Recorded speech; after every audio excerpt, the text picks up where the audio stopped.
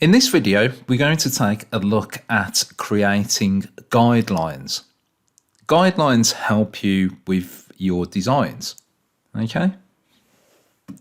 Now, if by default or if you've turned them off like I have at the moment, in order to get guidelines to work, you need to have the rulers on screen, okay? Now to do that, if you go to View and then come down to there to Show Rulers, and you'll notice that you get a set of rules in the x-axis and in the y-axis, okay? And this helps you basically with your drawing, so you get a feel of what size is what. Now, I tend to turn them off personally because I tend to work in the 3D view. And if you take a look at the 3D view, they look a little bit different to how these are.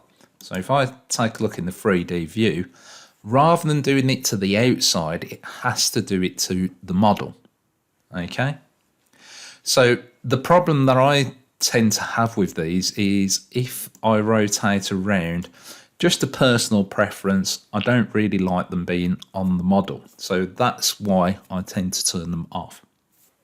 Now I do really like them in the 2D view, I just don't want to see them in the 3D view. Okay, so with these turned on, this is the only way that you can create guidelines, okay?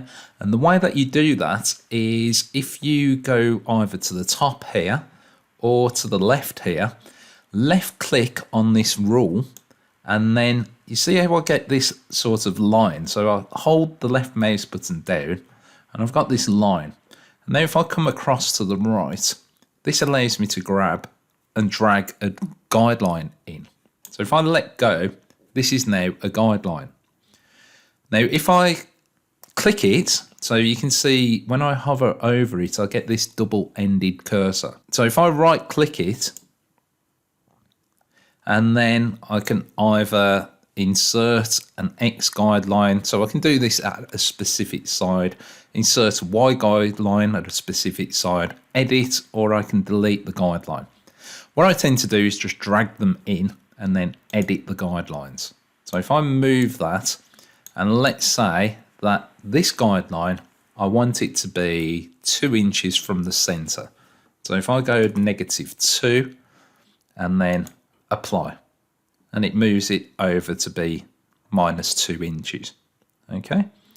Now I can lock that because if I were to, let's say, close that and I accidentally clicked on it, I can still move it, okay? So if I right click on it again, and then edit the guideline, you can see that I've moved that to -1.3 inches. So if I go -2 and apply, and I need to lock it at the same time and press apply.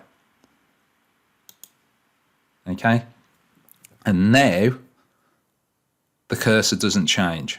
Okay, so I can't drag that out of the way. Okay, so there's a special way of doing it. Right, so if I right click and edit the guideline again, let's say that I want to create another one that is an offset of, let's say, 2 inches, and I could do this so I could create a few of them. So if I select there, you can see it's created one in the center and one that's another 2 inches, okay? And then I can close that. Now these are not locked because you need to select apply again, okay? So if I edit the guideline, lock it and apply,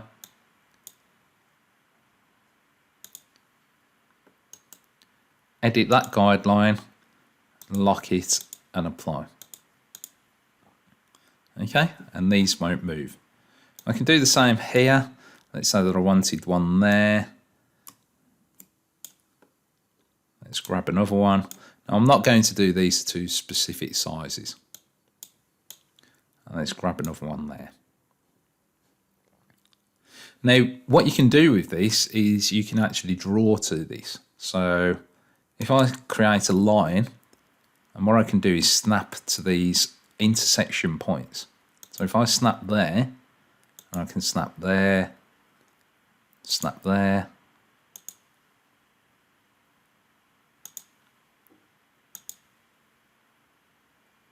Now, if you make a mistake, you see how that didn't snap there. Just press negative or minus on the keyboard.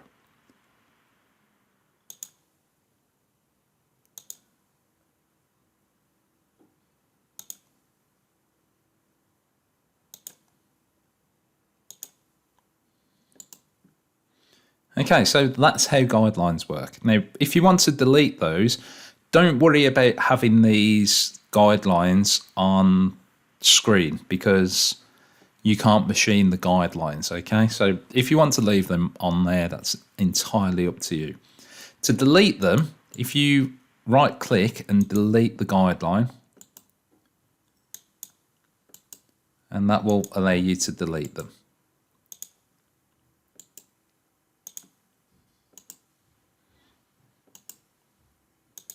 Okay, so that's just another way of working, another way of designing. Okay, now I'm going to turn my rule back off again for the rest of the videos.